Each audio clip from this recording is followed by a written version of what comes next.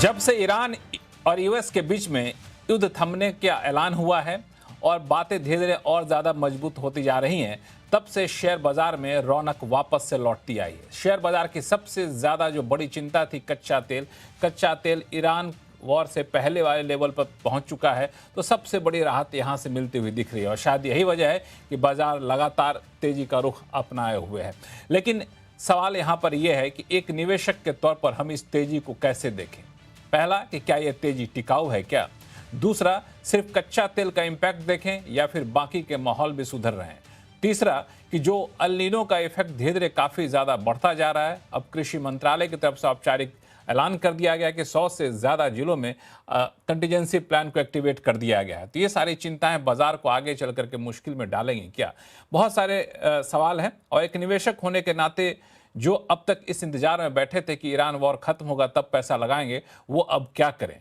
और जिनका portfolio Iran war के दौरान 50% से नीचे जा चुका है और अब खत्म होने के बाद भी वो वापस आने को तैयार नहीं है, तो वो क्या करें। ऐसे बहुत ही व्यवहारिक सवाल, इन सारे सवालों का जवाब देने की कोशिश करेंगे आज आवाज अड्डा में। नमस्कार, मैं हूं लक्ष्मण राव। इस कोशिश में हमारे साथ होंगे साइट्रस एडवाइजर्स के founder Sanjay Sinha sir, market expert Sudeep sir, SW capital के डायरेक्टर पंकज जैन साहब और जियोजित इन्वेस्टमेंट के senior vice president Gaurang Shah साहब। शुरुआत गौरांग शाह साहब मैं आपसे ही करना चाहूंगा। सब टेंशन मुक्त है, कोई चिंता नहीं है? हालांकि चिंता तो आपको पहले भी नहीं थी वैसे। बहुत बहुत धन्यवाद लक्ष्मण भाई, इस मंच पर आमंत्रित करने के लिए। CNBC आवाज के दर्शकों को, आपको और मंच पर उपस्थित सभी महानुभावों को हमारा सादर प्रणाम और शुभ दिन हमारे तरफ से। मैंने एक टिप्पणी पहले भी करी थी कि अगर बस शेयर बाजार में चिंता ना हो तो मुझे चिंता हो जाती है लक्ष्मण भाई, क्योंकि शेयर बाजार का नाम ही ये है उतार चढ़ाव और आर्थिक और वैश्विक संकेतों और समाचारों के आधार पर प्रतिक्रिया देना। तो मैं ये मानता हूं कि देखिए, जहां तक युद्ध का प्रश्न है तो मेरे लिए तो अभी तक वो खत्म नहीं हुआ है। मेरे लिए वो अंत तब होगा युद्ध का जब वो निर्णायक तरीके से शांति प्रस्ताव पर हस्ताक्षर और मोहर लगेगी।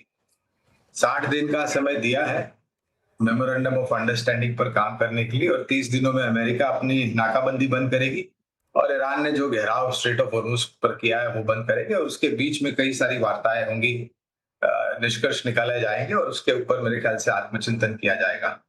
मुझे अगर ज्यादा चिंता या थोड़ी बहुत परेशानी है स्थानीय संकेतों से, जिस प्रकार से मौसम विभाग ने अनुमान बारिश को लेकर के दिया है और इंद्रदेव का आशीर्वाद शायद इस वर्ष थोड़ा कम रहेगा। लेकिन अगर 100% नहीं 90% भी होता है लक्ष्मण जी, लेकिन उस बारिश के मौसम का जो फैलाव है जिसे हम डिस्ट्रीब्यूशन कहते हैं, वो अगर ठीक ठाक हो जाता है तो मेरे ख्याल से ज्यादा चिंता का कारण नहीं होना चाहिए। क्योंकि अगर ये नहीं होता है तो काफी सारी चीजों पर असर पड़ेगा, महंगाई दर पर, खपत को लेकर के, विकास दर को लेकर के, नतीजों को लेकर के वगैरह वगैरह। तो मेरा मानना है कि ये शायद परिस्थिति थोड़े समय तक रहेगी। और एक स्टैंडर्ड डिस्क्लोजर अभी दे देता हूँ, शायद हम आगे जाके इस क्षेत्र और स्टॉक्स पर बात करेंगे कि जो भी निवेश लायक रणनीति आज इस कार्यक्रम में रखेंगे, ये बुनियादी दर के आधार पर लंबी अवधि के लिए हमारी फंडामेंटल रिसर्च टीम की तरफ से, इसमें हमारी कंपनी जियोजित तथा मेरा किसी भी प्रकार का व्यक्तिगत निवेश नहीं है, ना ही किसी प्रकार का वित्तीय लाभ मिलता है, ना ही किसी प्रकार का हितों का टकराव। लेकिन इस स्तर पर राय हम हमारे क्लाइंट्स को देते हैं, संभव है कि उनका निवेश।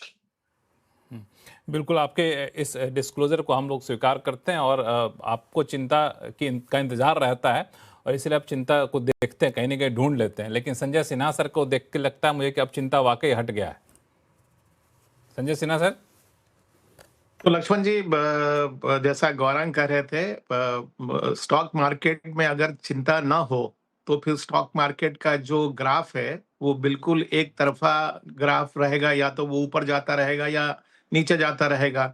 तो बाजार में अगर आप देखेंगे तो किसी भी समय 3 चीजों का प्रभाव पड़ता है।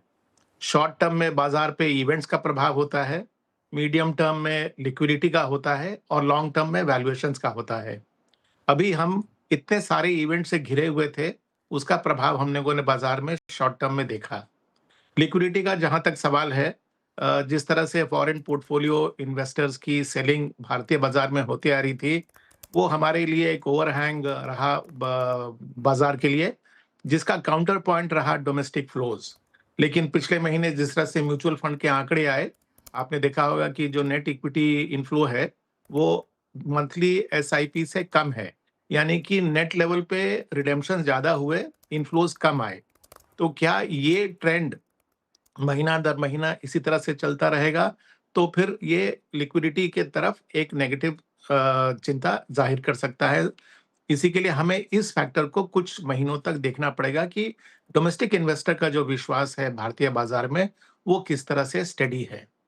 जो तीसरा फैक्टर है जो कि सबसे महत्वपूर्ण है, जो कि अंडरलाइंग ट्रेंड को डिसाइड करता है, वो होता है वैल्यूएशंस का। और वैल्यूएशंस में जो पिछला तिमाही गया, चौथी तिमाही फाइनेंशियल ईयर 26 का, उसके जो नतीजे आए लक्ष्मण जी, उसने सबको अचंभित किया, क्योंकि जितनी उम्मीद की जा रही थी, उससे कहीं ज़्यादा अच्छा प्रदर्शन भारतीय कॉर्पोरेट सेक्टर ने किया है। अब हम जून के करीब-करीब अंत पे आए हैं और अगले 15 दिन के अंदर नतीजे आने शुरू हो जाएँगे पहली तिमाही के। ये तिमाही जो गुज़रा, ये बहुत ही डिफ़िकल्ट रहा है ग्लोबल इकोनॉमी के लिए और भारतीय इकोनॉमी के लिए ख़ास करके रहा है। इसमें देखना पड़ेगा कि क्या रेज़िलियंस भारतीय कॉर्पोरेट्स ने दिखाया इस डिफ़िकल्ट माहौल में और वो आगे के लिए क्या अपनी अपेक्षा जताते हैं।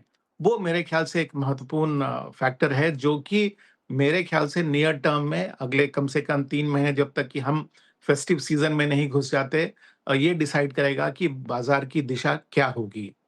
रही बात जो ओवरहैंग अभी भी है ये 60 दिन का जो समय दिया गया है इस मेमोरेंडम ऑफ अंडरस्टैंडिंग को, तो अगर उसका देखें तो उसका नियर टर्म इम्पैक्ट तो भारतीय बाज़ारों के लिए और भारतीय इकोनॉमी के लिए बहुत अच्छा है क्योंकि जिस तरह से क्रूड की गिरावट हुई है, ये भी अप्रत्याशित है। किसी ने एक्सपेक्ट नहीं किया था कि इस तरह से क्रूड के दाम $70 पर बैरल के आसपास पहुँच जाएँगे और जिस तरह की अटकलें लगाई जा रही हैं कि भारत जिस भाव पे रशिया और ईरान से प्रोक्योर करेगा तेल, वो शायद इससे भी कम लेवल का होगा। तो मैक्रो इकोनॉमिक तौर पे जो चिंताएँ पहले जताई जा रही थी भारतीय बाज़ार के लिए, वो कम हो गई। तो मेरे ख़्याल से अगर मॉनसून का ओवरहैंग नेगेटिव है, तो क्रूड का भाव नीचे गिर जाने का जो पॉज़िटिव टेलविंड है, वो दोनों एक-दूसरे को किस तरह से काउंटर बैलेंस करते हैं, ये भी एक महत्वपूर्ण फैक्टर होगा। नहीं, बड़ा इंटरेस्टिंग सा पॉइंट आपने उठाया कि मॉनसून खराब होने की वजह से महंगाई बढ़ने का जो खतरा है उसको कुछ हद तक कच्चे तेल की कीमतों में गिरावट जो वो बैलेंस कर रहा है। तो ये किस तरह से इसको देखा जाए, खासतौर से वैसे सेक्टर को लेकर के सुदीप सर, जिन सेक्टर पे इंटरेस्ट रेट में बढ़ोतरी या कमी का असर पड़ता हो। लक्ष्मण जी बिल्कुल ठीक संजय जी ने कहा। पर मैं इसमें एक तो शब्द जोड़ना चाहूंगा। देखिए ये जो एमओयू साइन हुआ है इसके बाद 60 दिन का टाइम है जिसमें डील क्लोज करना है। सारे जो मुद्दे हैं वो वहां पे रेज होगा और डील क्लोज होने की संभावना है। पर यहाँ पे एक बहुत बड़ी चीज जो चेंज हुआ है पिछले वेस्ट एशिया वार शुरू जब हुआ 28 फरवरी को और आज में हॉर्मुज स्ट्रेट को लेके पहले ये एक मुद्दा ही नहीं था कि ये हॉर्मुज स्ट्रेट कभी बंद नहीं होता था, ये खुला रहता था, वहां से शिपिंग लाइन्स आना जाना रेगुलर था जैसे बाकी दुनिया के शिपिंग लेन्स में है। पर ये जो वार है ये ईरान के पास एक नया टूल जिसका उपयोग वो करेंगे हर हर अपॉर्चुनिटी पे, हर क्राइसिस पे वो ये टूल यूटिलाइज करेंगे। और जब भी ये स्ट्रेट बंद किया जाएगा तभी भी कच्चे तेल के दाम पे असर आएगा, दुनिया की इकोनॉमी पे असर आएगा और ये एक नया समस्या आने वाले दिनों के लिए तैयार हो गया ट्रम्प साहब का ये ईरान अटैक करने के बाद से।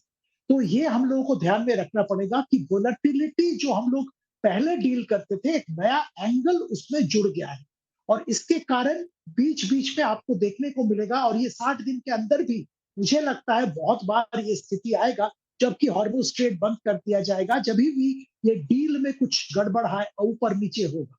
तो इसको ध्यान में रखना होगा कि वोलेटिलिटी खत्म नहीं हुआ, वोलेटिलिटी कभी भी वापस आ सकता है। अब दूसरी बात है जैसे संजय जी ने कहा मॉनसून कम होने के कारण जो समस्याएं इकोनॉमी में होगी उसका जो नेगेटिव असर है वो कुछ हद तक कच्चे तेल का प्राइस कम होने से न्यूट्रलाइज हो सकता है और ये बिल्कुल सही बात है। और इसपे हम लोगों को जरूर कंसिडर करना पड़ेगा। और इंडियन मार्केट भी अगर आप एक तरह से देखेंगे, मॉनसून का इतना जो संकट, इतना जो समस्या चल रहा है, इसके बावजूद कच्चे तेल का प्राइस कम होने से मार्केट हैज बीन रिजॉइसिंग। पिछला 7-10 दिन देखिए, market is gradually inching up. Mood, माहौल, मोमेंटम सब कुछ पॉजिटिव हो गया है। अच्छा, एफआईआईज ने बिकवाली बंद नहीं किया, और डोमेस्टिक इंस्टीट्यूशन थोड़ा बहुत खरीदारी अभी भी कर रहे हैं। इसके बावजूद मार्केट का मूड, माहौल और सब कुछ ऊपर की तरफ जा रहा है। तो ये स्थिति इंडिया के लिए इम्प्रूव सिग्निफिकेंटली हुआ है।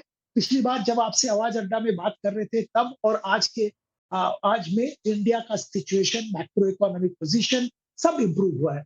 पर ये सब उम्मीद होने के करेंगे बाद जब भी, अगला आवाज अड्डा करें तो और ज्यादा इम्प्रूव होता हुआ दिखे यहाँ पे। जी सॉरी, जी, अपनी बात पूरी कर लीजिए, फिर पंकज जैन सर के पास चलेंगे। पर मैं इसमें यही कह रहा हूं कि अभी भी जो कमी है वो है एफआईआई का पार्टिसिपेशन।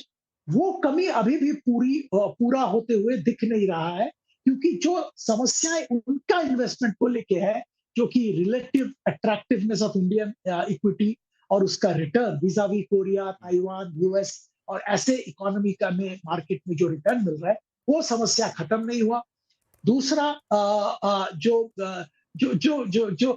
एआई रिलेटेड जो समस्या है, हमारे यहाँ कोई AI related company, LLM model जिनके पास है, ऐसा कोई कंपनी या डायरेक्टली एआई रेवोल्यूशन के साथ जुड़ा हुआ कोई कंपनी नहीं है, तो अट्रैक्टिवनेस उसके कारण भी कम है। तो एफआईआई की तरफ से बहुत बड़ा कोई इनवर्ड मूवमेंट मुझे दिख नहीं रहा है, जिसकी कमी जरूर कहीं ना कहीं जाके महसूस होगा।